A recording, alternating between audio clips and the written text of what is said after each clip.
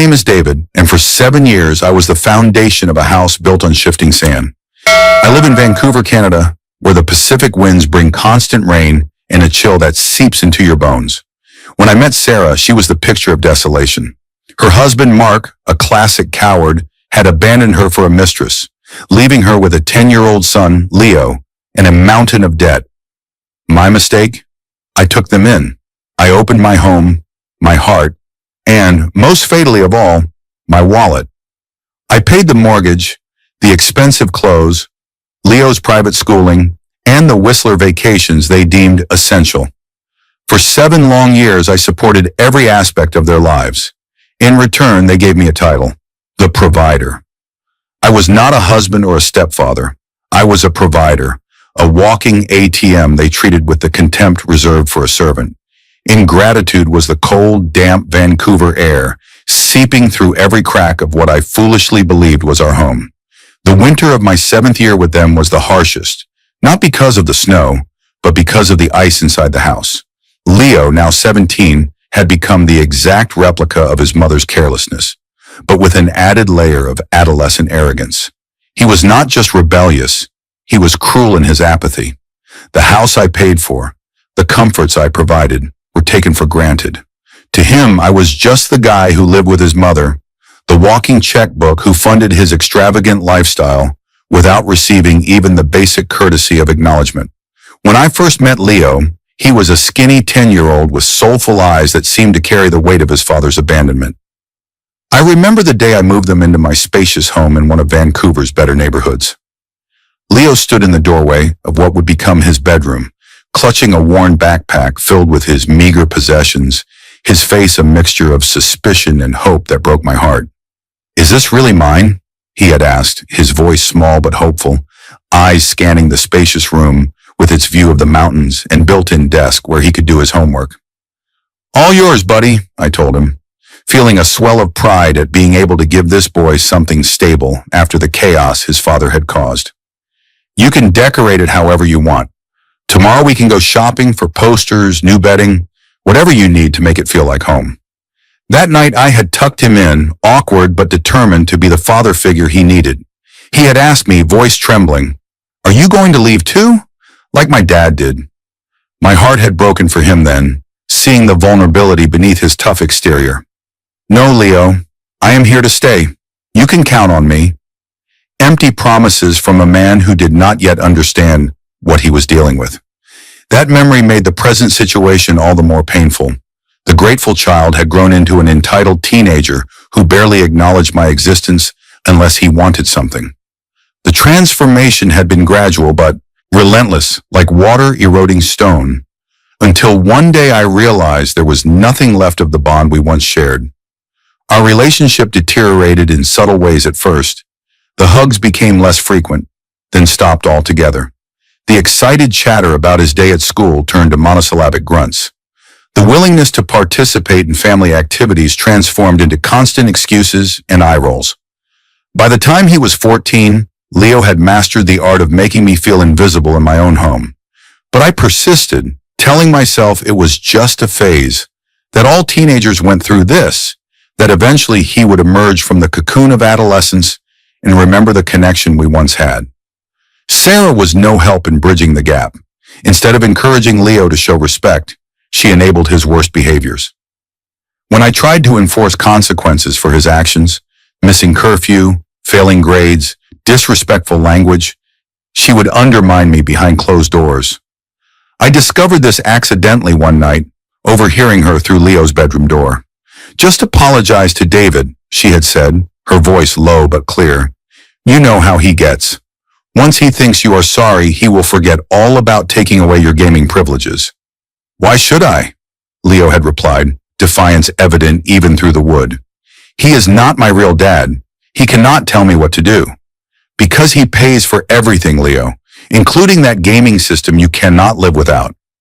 Just say sorry, give him the puppy dog eyes, and you will be back online by tomorrow." The conversation had stunned me into silence. I had retreated to my home office, the words echoing in my head. He pays for everything, not he loves us, not he deserves respect, just he pays for everything. It was the first clear glimpse I had into how they truly saw me. A resource, not a person with feelings, not a partner, not family. But even that painful revelation did not prepare me for what came next. The final straw was not a bang, but a quiet click. I had gotten home early from my engineering job. We had finished a major project ahead of schedule, and my boss had told everyone to take the afternoon off. I had thought about surprising Sarah by taking her out to dinner, maybe even bringing Leo along to try to reconnect. These thoughts died as soon as I opened the front door and heard Leo's voice coming from upstairs, laughing with a friend on the phone. "Come on, man," Leo said, his voice carrying down the hallway. "Of course I am getting the new car by the weekend. David is paying. He always does. The idiot does whatever my mom tells him to do." There was a pause, then Leo laughed again. "Sucker?" That word echoed in the quiet hallway. 7 years of dinners swallowed in silence. Of weekends spent watching him play video games, which I bought. Of parent-teacher conferences where I was the only parent present, all crystallized into a single point of cold rage. The kind of rage that does not explode outward, but rather freezes everything in its path. I stood motionless, my briefcase still in hand, as memories flashed through my mind.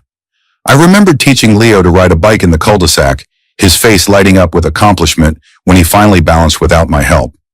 I remembered staying up until 2 a.m. helping him build a science fair project about renewable energy that won first place. I remembered the Christmas I surprised him with his first electric guitar, how he had actually hugged me, the last time he had shown me any physical affection. All of it meant nothing to him. I was just the wallet, the sucker, the idiot who fell for his mother's manipulation. The realization was like a physical blow, knocking the wind out of me. How had I been so blind? The signs had been there all along, but I had chosen to ignore them, making excuses for their behavior, telling myself they just needed time, that they had been through trauma, that things would get better. That night during dinner, which I cooked as usual, the tension was palpable. I was quiet, mechanically cutting my steak, each slice precise and controlled, much like I had controlled my emotions for years. Sarah, as always, tried to fill the silence with platitudes about the weather and neighborhood gossip, while Leo barely looked up from his phone, his thumbs tapping away at some game or social media app I was undoubtedly financing. "Leo," I began, my voice lower than usual, a storm brewing beneath the calm surface. He grunted in acknowledgement, his thumb never pausing in its rapid swipe across the screen. "I heard you on the phone today." He looked up briefly, boredom etched across his face. "So what? You called me a sucker." Sarah immediately went on the defensive, placing her fork down with a deliberate gentleness that contrasted with the sharpness in her eyes. "David, he is just a teenager. You know how they talk with their friends. It does not mean anything. You should not take it personally." "Shut up, Sarah," I said, the words coming out with a calmness that surprised even me. The shock on her face was immediate and satisfying.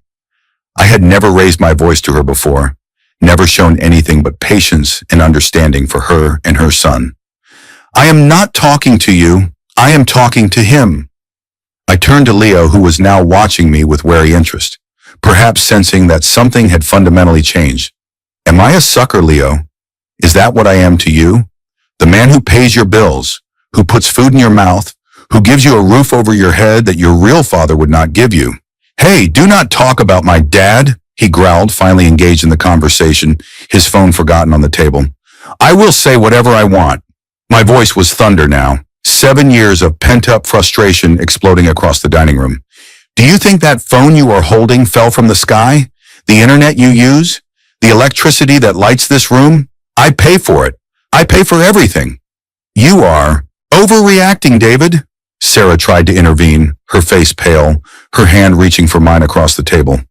I pulled away before she could touch me, the thought of her manipulative caress suddenly repulsive. "There is no need to humiliate him. He is just a boy." "Humiliate him?" I laughed, a dry, bitter sound that seemed to come from someone else. "Humiliation is what I feel every day in this house. Humiliation is working 50 hours a week to support 2 ingrates who will not even look me in the eye." "You," I pointed at Sarah, watching her flinch at the accusation in my gaze. Never let me correct this boy. Never let me set a single limit. You raised him to be a spoiled parasite, afraid he would like you less if you acted like a mother. Sarah's eyes widened, tears gathering at the corners. But they were not tears of remorse or recognition. They were tears of self-pity, of someone who had been caught and was trying to salvage the situation. How can you say that, after everything we have been through together? I thought you loved us. Love? The word tasted like ash in my mouth. What about your love, Sarah? What about your gratitude? For 7 years, I have given you everything. I rescued you from financial ruin, took you and your son in when you had nowhere to go, paid off your debts, gave you a life most people only dream of. And what do I get in return? Contempt? Disrespect? Being called a sucker behind my back. I turned back to Leo, who was trying to maintain a defiant expression, though I could see uncertainty creeping in. And you dare defend your cowardly father? Mark, the man who abandoned you both for the first woman who came along. He left you destitute, Leo. I took you in. I gave you a home. I gave you a family when he threw you away. And how do you repay me? With contempt, with ingratitude. You only see me as a provider. The silence that followed was heavy, broken only by my labored breathing. Both Sarah and Leo were shocked into silence. There was no defense. There was no argument. For the first time, they were forced to swallow the bitter truth I had thrown in their faces. They might hate me for saying it, but they could not deny it was true. That night, the charade of our family ended. Leo pushed away from the table, his chair scraping loudly against the hardwood floor. Whatever, he muttered, grabbing his phone. I am going to Jason's. You are not going anywhere, I said, my voice steady again. Sit down. We are not finished. Leo looked to his mother, expecting her to intervene as she always did. But Sarah sat frozen, her eyes darting between us like a cornered animal trying to calculate its escape route.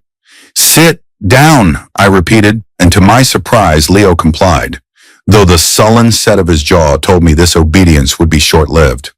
From now on, things are going to change in this house, I continued, addressing both of them. You want to keep living here, using my internet, eating my food, sleeping in the bedrooms I provide? Then you will follow my rules. No more staying out all night. No more failing grades. No more disrespect.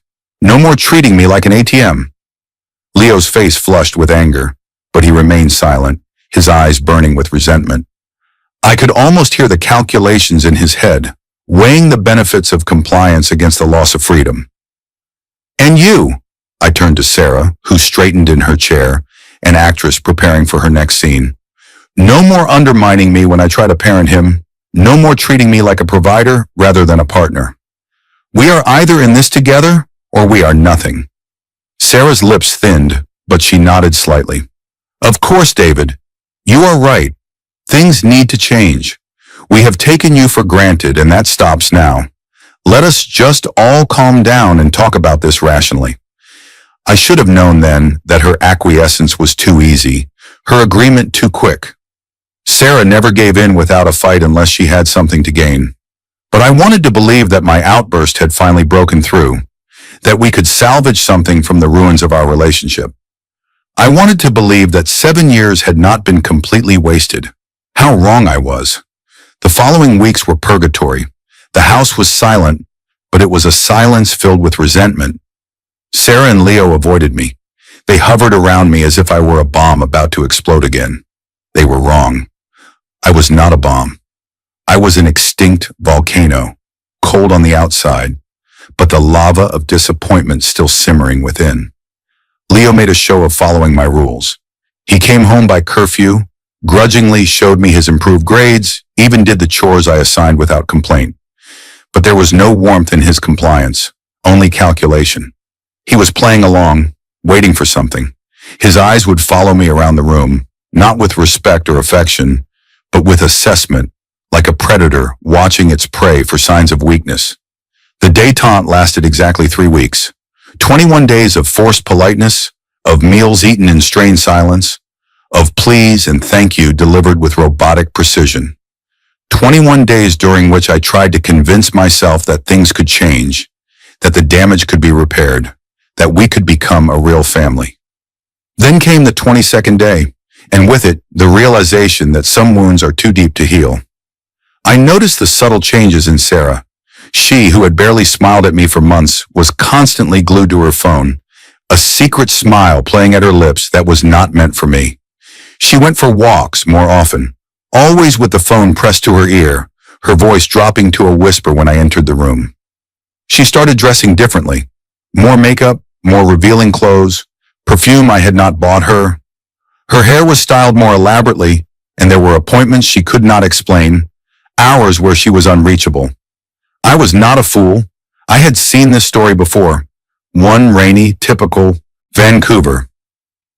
Thursday night, I confronted her when she walked in, soaking wet but sparkling-eyed, a flush in her cheeks that had nothing to do with the cold outside. "You are talking to him, are you not?" I asked bluntly, standing in the living room, watching as she shook the rain from her umbrella. She froze, her hand still on the doorknob, water pooling around her boots on the entryway tile. "What are you talking about?" "Mark, the coward. You are talking to him." The guilt on her face was my answer, a flash of panic quickly replaced by practiced innocence. She tried to lie, her mouth opening and closing without sound, but the words would not come. Finally, she collapsed on the couch, rainwater dripping from her hair onto the leather I had paid for. "He regrets it, David," she whispered, not meeting my eyes. "The other woman left him. He realized his mistake. He wants his family back." I felt the ground disappear beneath my feet. It was not anger this time. It was a cold emptiness, a void where my heart should have been, a numbness that spread from my chest to my fingertips. "He wants his family back," I repeated numbly. "And you? Are you considering it? He is Leo's father, David. He has not been Leo's father for 7 years. I have been," I roared, my calm facade cracking like ice in spring. "I paid for everything. I have been here. Where was he when Leo broke his arm skiing at Whistler? Where was he at the graduations? Where was he when you guys needed food on the table? Where was he for the nightmares, the school projects, the doctor's appointments?" Sarah flinched at the volume but stood her ground, a new confidence in her posture that told me she had already made her decision. "He made a mistake, David. People make mistakes. He deserves a second chance. For Leo's sake, if nothing else." The hypocrisy was breathtaking. "A second chance," I repeated, the words bitter on my tongue. "What about my second chance, Sarah? The one I gave you when Mark left you destitute? The one I have been giving you every day for 7 years while you and Leo treated me like a servant in my own home?" Sarah had the decency to look momentarily ashamed, but it passed quickly, replaced by the steely resolve of someone who had found a better option. "That was different. You knew what you were getting into. You chose to help us. I chose to help you because I thought you were worth helping. I thought you were capable of gratitude, of loyalty, of basic human decency. Clearly, I was wrong." It was then that Leo came downstairs, already dressed in a jacket, a backpack slung over one shoulder. His face held none of the teenage petulance I had grown used to. Instead, there was a cold determination that made him look suddenly older, more like his father. "We are leaving, David," he said simply, as if announcing a trip to the grocery store. "Going back to my father." He said this with a twinge of triumph. The sucker was being discarded, his usefulness at an end. I was a chapter they were ready to close, a stepping stone they had used to bridge the gap between abandonment and reconciliation. I looked from one to the other, the woman I loved and the boy I tried to raise, the family I had sacrificed everything for, standing before me like strangers. "Traitors," I spat the word. "Both of you, ungrateful. I threw the truth in your faces, and instead of changing, you ran back to the man who abandoned you. You are unbelievable." "You cannot blame us," Sarah said, now gaining confidence as she stood beside her son, a united front against the outsider I had suddenly become. "He is his father. It is blood." "Blood," I scoffed. "The blood that ran away. The blood that left you destitute. The blood that did not care if you lived or died until it was convenient for him to come back. Well, go. Go ahead. But this house, this comfort, it is gone. I want a divorce. Pack your things and leave." Go back to the coward. You deserve each other. Leo's eyes narrowed, a flash of uncertainty crossing his face for the first time.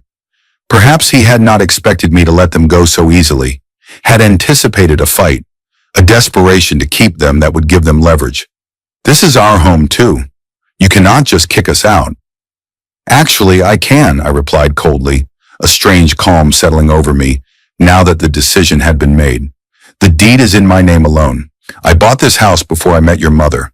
You have until morning to pack your essentials. Anything you leave behind goes to Goodwill.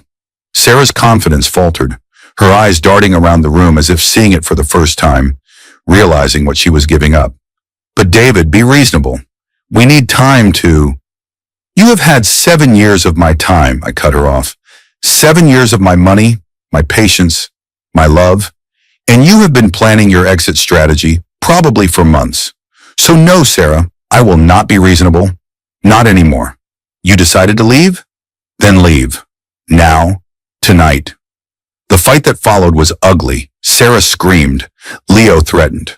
They claimed I could not throw them out, that they had rights, that I was being cruel and vindictive. I remained unmoved. When Sarah tried to take items she had not paid for, artwork, electronics, even silverware, I blocked her, listing the price of each item and reminding her who had footed the bill. When Leo tried to intimidate me physically, stepping close with his shoulders squared, I laughed in his face, asking if he really wanted to test the man who had been paying for his martial arts lessons for years. In the end, they left with only their personal belongings and the car I had bought Sarah 2 years earlier, a concession I made simply to speed their departure. The last image I have of them from that night is Sarah's tear-streaked face in the rearview mirror, Leo's sullen profile beside her, as they drove away from the life I had provided, toward the man who had once abandoned them and would, though they did not know it, yet do so again. The separation was swift and brutal. They did not fight over anything except the speed of their departure. Sarah tried to take more than her personal belongings, jewelry I had given her, electronics I had purchased, artwork we had bought together. But I stood firm. Leo glared at me with hatred as they loaded their suitcases into Sarah's car, the one I had bought her for her birthday 2 years earlier. I let them take it, deciding it was a small price to pay to be rid of them. Within a week, they were gone. The house was empty. I was devastated. 7 years of my life, my money, my hard work, thrown away by people who never valued me for a second. The silence in the house was deafening. I was broken, a shell of the man I had been, wandering from room to room like a ghost, surrounded by memories that now felt tainted. The divorce proceedings were ugly. Sarah claimed I had been controlling, that I had isolated her from friends and family, that I had used my financial support as a weapon, but I had evidence. Text messages between her and Mark dating back months, credit card statements showing purchases for their meetings, even a journal I found hidden in her closet detailing her plan to go back to him once he convinced her he had changed. The entries in that journal had nearly broken me. David suspects nothing, she had written. He is still the same reliable provider, blind to what is happening right under his nose. Mark says we can be together by Christmas. I can hardly wait to leave this prison of gratitude behind. Prison of gratitude. The phrase echoed in my head during sleepless nights. That was how she saw my love, my sacrifice, my devotion, as a prison. The gifts I had given freely, expecting nothing in return except basic respect and affection, were chains to her. It was a fundamental difference in how we viewed the world, a chasm too wide to ever be bridged. In the end, the judge saw through her lies. The divorce was granted on grounds of her infidelity. She got nothing except her personal belongings in the car. I kept the house, my retirement savings, and my dignity. What was left of it? The first few months were the worst. I sold the house in Vancouver. There were too many ghosts in every room, too many moments of manufactured happiness that now felt like elaborate performances put on for my benefit. I moved to a smaller apartment in Yaletown, overlooking the water. The constant rain seemed to reflect my state of mind. I was lost in the pain of betrayal, in the questions that had no answers. How had I been so blind? How had I missed the signs? Had they ever cared for me at all? Or had it all been an act from the beginning? The depression that followed was all-consuming. I took a leave of absence from work, unable to concentrate, to function, to pretend that my world had not collapsed around me.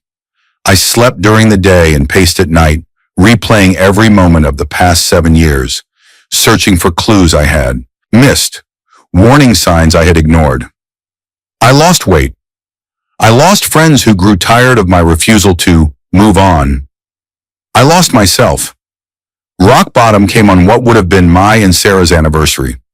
I found myself sitting on the balcony of my apartment at 3 a.m, a bottle of whiskey beside me, staring at the lights reflected in the water below. For a moment, one terrible, crystalline moment, I understood why people jump. The peace it would bring, the end to the constant pain, the replaying of humiliations, the knowledge that I had been used and discarded. But even in that dark moment, something in me rebelled, a stubborn flame of pride, of self-respect, of anger. Why should I be the one to end it all? Why should I be the one to suffer the ultimate consequence for their betrayal? Why should they win? That is when I decided I would not be a victim. I refused to let Sarah and Leo define the rest of my life. I started therapy. It was hard. I had to unearth the humiliation, the feeling of being used, the anger at my own blindness. My therapist, Dr. Reynolds, helped me see that the fault was not mine. It was theirs. I offered loyalty to those who did not know the meaning of the word. You tried to build a family with people who were using you as a stepping stone, Dr. Reynolds told me during one particularly difficult session, his kind eyes seeing through the walls I had built around my heart. That does not make you weak or foolish, David. It makes you human. You wanted to love and be loved. There is no shame in that. But I should have seen it coming, I argued, the self-recrimination that had become my constant companion rising to the surface. There were signs. The way they took everything for granted. The way they would exchange looks when they thought I was not watching. The way Leo would shut down whenever I tried to connect with him. Hindsight is always clearer than foresight, Dr. Reynolds replied. You saw what you wanted to see because you are a good person who believes in the goodness of others. Sarah and Leo took advantage of that. The shame belongs to them, not to you. Slowly, I began to rebuild my life. I got a promotion at work, channeling my energy into projects that had once taken a back seat to my family obligations. I took up hiking in the mountains near Vancouver, finding solace in the ancient trees and thundering waterfalls that had stood for centuries, unmoved by human dramas. I joined a book club at the local library, forcing myself to socialize when all I wanted to do was hide. I made new friends, people who valued me for who I was, not what I could provide. One rainy Tuesday evening, at a small pizzeria downtown, I met Sophia. She was nothing like Sarah. Where Sarah had been all sharp edges and calculation, Sophia was warmth and authenticity. She laughed with her whole body, her eyes crinkling at the corners, her hand touching my arm when I said something that amused her. She was a pediatric nurse, divorced, herself with no children but a deep love for them. Our connection was immediate and genuine. I was cautious at first, afraid of making the same mistake. But Sophia was patient. She did not rush me. She understood my scars because she had her own. Her ex-husband had cheated on her with a colleague, leaving her for the other woman when Sophia was diagnosed with a medical condition that required surgery. She knew what it meant to be abandoned at your lowest point. We are both a little broken, she told me one night as we walked along the waterfront, the lights of the city twinkling in the distance. But maybe our broken pieces fit together. She was right. With Sophia, I did not feel like a provider or a caretaker. I felt like a partner, an equal.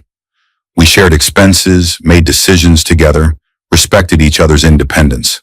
There was no scorekeeping, no manipulation, just two adults building something real together. We moved in together after a year of dating, bought a house in the Cascade Highlands neighborhood with a view of the mountains in the distance. 2 years later, we were married in a simple ceremony at a local park, surrounded by friends who had supported us through our healing. Dr. Reynolds was there, raising a glass to the new beginning I had fought so hard for. And then came Noah, our miracle baby boy. Sophia had been told she might never conceive due to complications from her surgery, but life had other plans. When she told me she was pregnant, we both cried, tears of joy, of hope, of the future we had almost given up on. Noah was born on a rare sunny day in February, 7 pounds 3 ounces of pure joy. Holding him in my arms, I felt a love I had never experienced before, fierce and protective and all-encompassing. This was my son, my flesh and blood. This was the family I had always wanted, the one I deserved. Life settled into a beautiful routine. I continued to excel at my job, eventually becoming the director of operations at a major engineering firm. Sophia worked part-time at the hospital, allowing her to spend more time with Noah. Our house was filled with laughter, with authentic love, with respect. We had our challenges, as all families do, but we faced them together, supporting each other, finding solutions rather than placing blame. I rarely thought about Sarah and Leo anymore. They were ghosts from a past life, fading memories of a mistake I had learned from.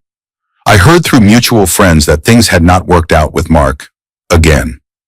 He had left them a second time, for yet another woman. Sarah was struggling financially, working 2 jobs to support herself and Leo, who had dropped out of community college. I felt no satisfaction in their misfortune, but no pity either.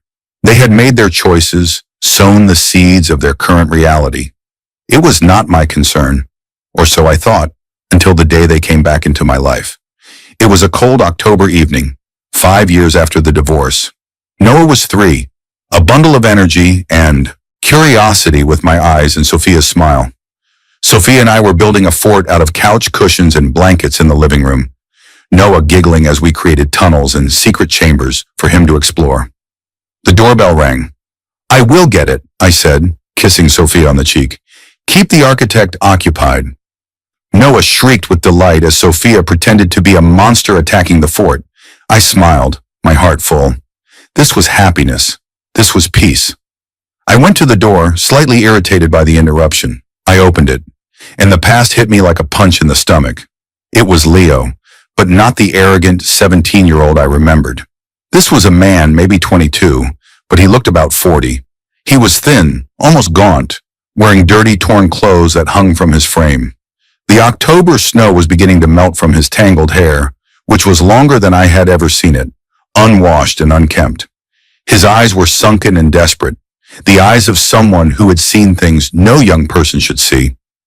My first instinct was pure visceral revulsion. "Get off my property," I said, and immediately tried to close the door. "No, please!" He thrust his bony hand between the door and the frame, wincing as the wood pressed against his fingers. The pain must have been immense, but he did not flinch. "David, please, I need to talk to you." "David, dear, who is it?" Sophia's voice came from the hallway, curious but unconcerned. "Go back inside, Sophia. Take Noah to his room. It is the past."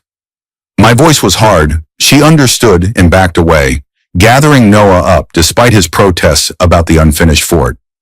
I heard her whispering to him as they climbed the stairs, soothing his disappointment with promises of hot chocolate and a bedtime story. I looked at Leo, his hand still blocking the door. Curiosity, stronger than my disgust, won out. "What do you want, Leo? You have 2 minutes before I call the police." He pulled his hand away and burst into tears right there on my porch, his shoulders shaking with the force of his sobs. "I have nowhere to go," he choked out, his voice hoarse as if he had not used it in days. "I have nowhere to go." "That is not my problem. What do you want?" "It is my mother, Sarah," he choked on the words, unable to continue for a moment. "She died." My heart gave an uncomfortable lurch, a hint of sadness perhaps for the woman I had once loved, but it was quickly drowned out by the coldness that had protected me for years. "When?" 3 months ago. Pancreatic cancer. It was fast. It was horrible. He seemed to expect me to comfort him, to pull him into an embrace, to offer condolences. I did not move. My face remained impassive, a mask I had perfected in the aftermath of their betrayal. "And your father?" I asked coldly. "The coward you traded me for. What does Mark have to say about your current situation?" He met another woman, even before Mom died. As soon as she was diagnosed, he started pulling away. After the funeral, this woman moved in. Leo looked at me, humiliation seeping through him like the melting snow through his threadbare jacket. "She screwed him over, David. She said I was dead weight, that I was just wasting his money. And he, blinded by love, again, he believed her. He kicked me out yesterday. He gave me $100 and said, "Go live your life. Get out of my house." The irony was almost too perfect. Mark, abandoning his son for a second time, proving me right in the most devastating way possible. Part of me, a small vindictive part I was not proud of, wanted to laugh, to say, "I told you so," to revel in the cosmic justice of it all. But the larger part of me, the part that had healed and grown over the years, felt nothing but a distant pity for this broken young man on my doorstep. Not enough pity to invite him in, to disrupt the peace and happiness I had built, but enough to listen to his story. He abandoned me, David, again. I did not know where to go. I slept on the street last night, and I remembered you. I thought you... I watched him, taking in the desperation, the fear, the utter desolation of a young man who had run out of options. The arrogance was gone, yes, but I saw what lay beneath. It was not regret, it was desperation. It was the false humility of someone who has no other options, who will say or do anything to get what they need in the moment. "What did you think, Leo?" My voice was as sharp as ice. "That the provider would be here? That the sucker would have a spare room for you? You did not come to me because you are sorry. You came to me because your father threw you in the trash for the second time and you lost everything. You are only here because your safety net failed." Leo shook his head frantically, tears freezing on his face. "No, it is not like that. I swear. I know I was terrible. I know we were horrible to you. I know that now. I have seen what my father is really like. You were right about him, about everything." He took a step forward as if to hug me. I took a step back, my body language clear. The gap between us was not just physical. It was a chasm of betrayal and consequences. "Please, David," he begged, his voice cracking with desperation. "I have changed. I just need a place. I will do anything. I will work. I will clean. Please, can I live with you? Just until I get back on my feet."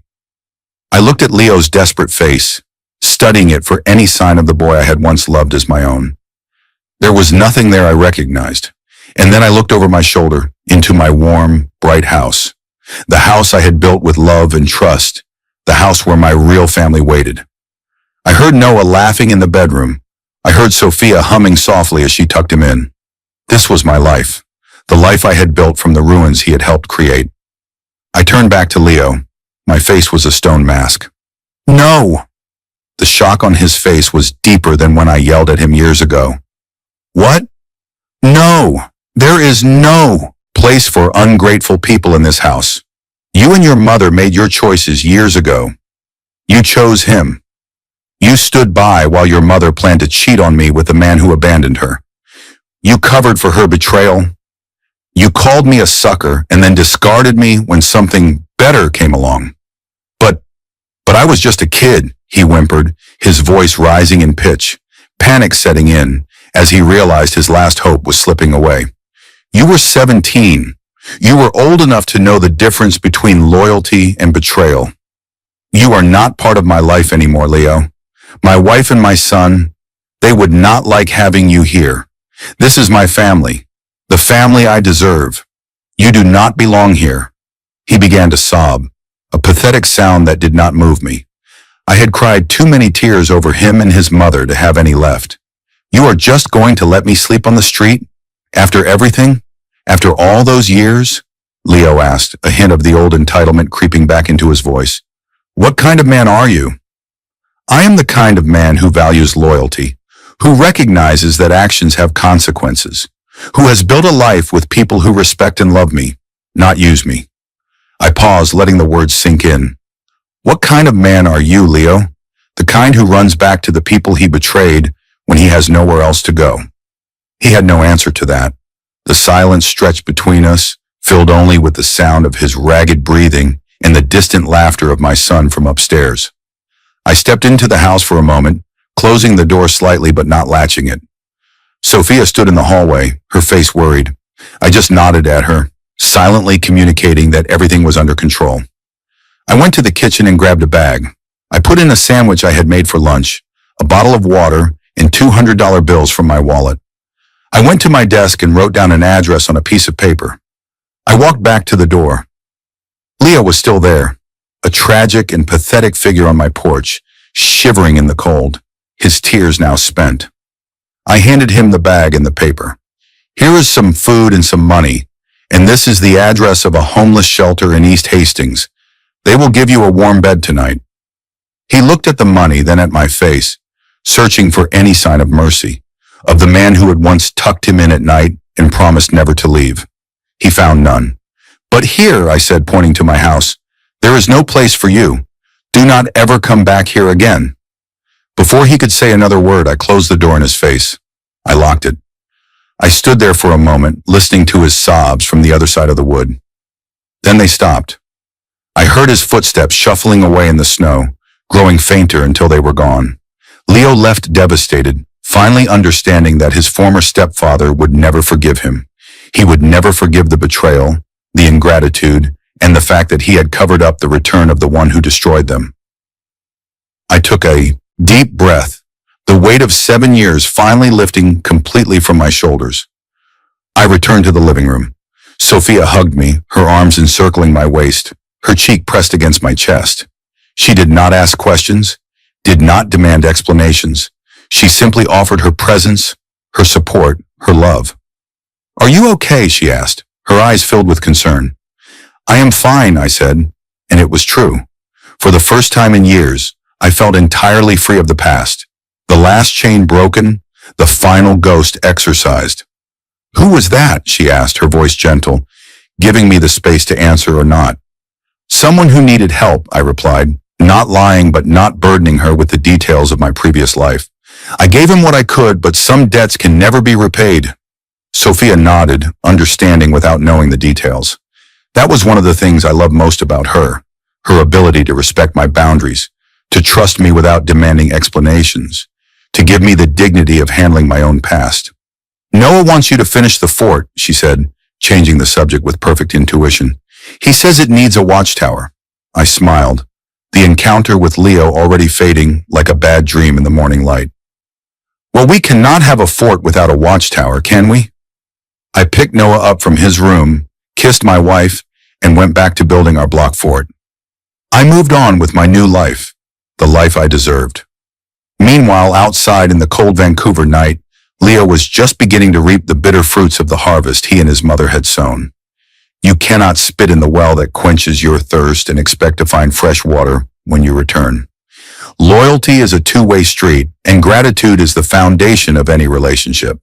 When you treat those who support you as disposable, do not be surprised to find yourself alone when the world collapses around you.